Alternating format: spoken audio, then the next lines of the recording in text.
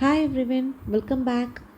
In previous video, I have discussed about the display devices, uh, that is LED. What is the working of LED and symbol and internal structure, all those things. In this video, I am going to discuss about the rest of the display devices. What is meant by plasma devices, LCD, and numeric displays. We will step into the today's topic. The first topic is plasma device. So the display devices plays a very vital role, which produces the glow when an electrical discharge take place in a glass cavity. So here it is an structure of the plasma displays. Here the two transparent electrodes are placed, which is connected to the external field. Here the free electrons which present in the discharge will acquire the high kinetical energy from this external field. Whenever they get collide with the gas atoms, they transfer these energies to the atom by exciting them into the energy levels above the ground state. So the atom may lose the energy radioactively and return to the ground state. Either DC or AC excitation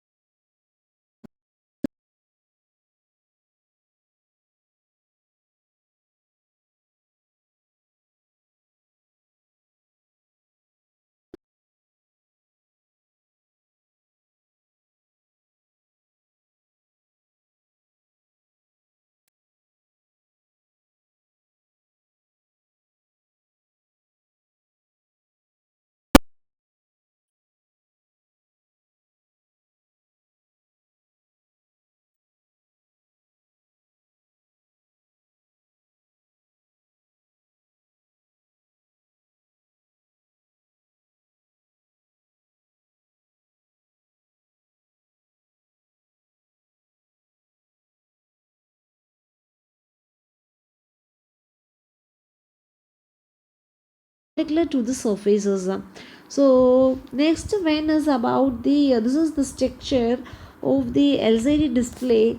So here initially we are incidenting an unpolarized light which is passed to the reflected radiation, where the unpolarized a randomly oriented beam get connected and oriented in the polarizer. After that it is passing through the LED cells. Based on the type of the ordering it works, and again in the reverse process it is going to the another polaroid and it is passing through the mirror. So this concept is based upon the applied voltage. When we are giving an applied voltage, automatically the device will get reflected on the radiation, incident radiation, and it appears to be bright. If when a field is applied, automatically the direction of the polarization of the light is transversing the cell is not rotated, and hence it cannot passes through the second polarizer. So based upon the applied field, based upon the field applied, we can classify the working into a two categories. Whereas if we have not applied, then the screen will get brighter because of the reflection on the incident radiation.